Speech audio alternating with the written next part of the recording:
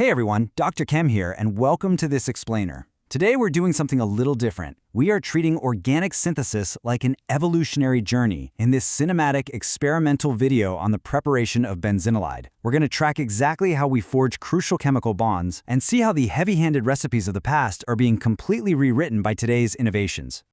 But before we literally jump into the lab, we have to ask ourselves a pretty fundamental question about the future of chemistry. Is it actually possible to create complex molecules without relying on the harsh, wasteful, and let's be honest, often toxic solvents of the past? Can we get the same or maybe even better results using nothing but pure kinetic energy? Well, here is our agenda for today. 1. Meet the molecule. 2. The classic synthesis method. 3. Decoding the mechanism. 4. The green chemistry revolution. And 5. Alternative synthesis pathways. Section 1. Meet the molecule, benzenilide. Let's just dive right in and introduce the protagonist of our synthesis story. So benzanilide, or N-phenylbenzamide if you prefer, is an absolutely crucial compound in organic chemistry. It's basically a go-to intermediate for various syntheses. When chemists need to protect an immunogroup during some really complex selective reactions, they'll often convert it into an N-acyl derivative, exactly like benzanilide. Plus, it's just a classic, super reliable way to characterize amines in the lab. Grounding this in physical lab reality for a second, the Thermo Fisher safety data sheet tells us it's a solid at room temp. But here's the real kicker. The most important property for our purposes today, it is completely insoluble in water. And as we'll see shortly, this seemingly mundane physical fact is actually our secret weapon when we try to isolate and purify our final product from the reaction mixture. Section 2. The classic synthesis method. Schotten-Ballmann reaction. For decades, this has been the standard textbook recipe. When we're setting this up, the very first major decision is choosing our acylating agent. If we contrast benzoyl chloride with acetic anhydride, we see two wildly different reactivity profiles. We go with benzoyl chloride for the Schotten-Ballmann reaction because it is incredibly potent. Why? Well, its chloride ion is a significantly weaker base than an acetate ion, which makes it a much better leaving group. Think of it like a molecular spring just waiting to snap. It drives a remarkably fast reaction, although it does require a base to neutralize the highly corrosive hydrochloric acid byproduct it produces. Because it's so incredibly reactive, the classic lab protocol is a bit of a high-stakes recipe. You start off by dissolving aniline in an alkaline medium, specifically a 10% aqueous sodium hydroxide solution. Then you very carefully introduce that highly reactive benzoyl chloride. You've got to vigorously shake the flask for about 10 to 15 minutes, all while carefully managing the intense heat because this reaction is highly exothermic. Once the reaction is finally complete, our product's water insolubility comes into play. The benzanilide precipitates right out as a solid. You filter it, wash it with ice-cold water to strip away the salts, and finally recrystallize it using warm ethanol to get these pure, brilliant, colorless crystals. Section 3. Decoding the mechanism. Electrons in motion.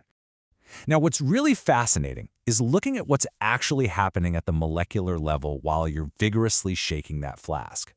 Looking at the big picture, the chemical equation shows aniline and benzyl chloride reacting in the presence of sodium hydroxide. The sodium hydroxide is absolutely crucial here. It not only neutralizes that acidic byproduct we just talked about, but it also helps drive the reaction forward to yield our target, benzenilide, along with sodium chloride and water. But if we zoom in on the mechanism, you can see the nucleophilic acyl substitution process brilliantly illustrated. We've got the nucleophilic nitrogen of the aniline molecule attacking the electrophilic carbonyl carbon of the benzoyl chloride. This forms a temporary, highly unstable tetrahedral intermediate. Think of this intermediate like a fast-spinning revolving door.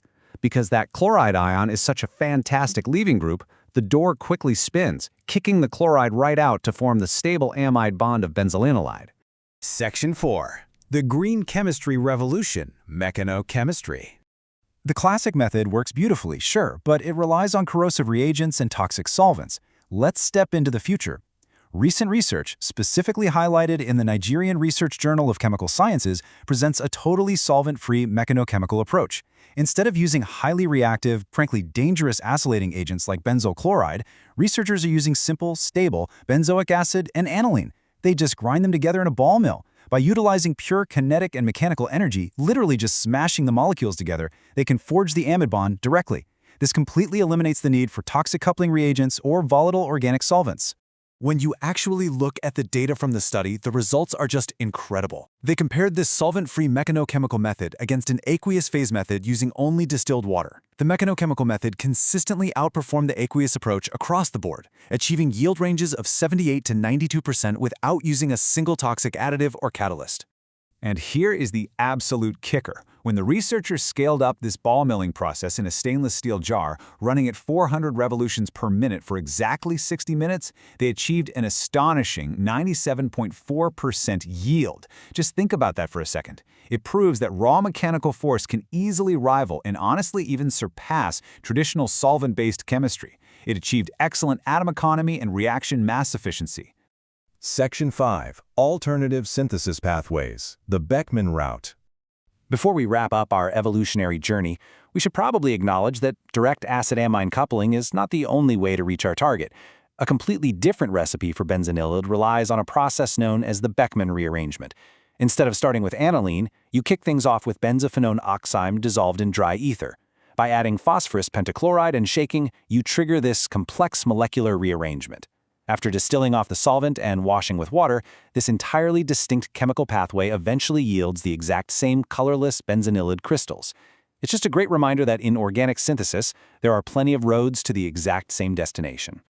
Conclusion: redefining the recipe. Let's pull all of this together and see what we should take away from this evolutionary tale.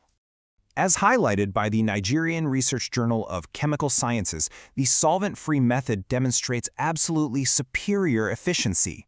We no longer have to sacrifice efficiency to be environmentally conscious. In fact, green chemistry methodologies like ball milling actually improve atom economy and lower process mass intensity. We can build complex, essential molecules cleaner, faster, and safer than ever before.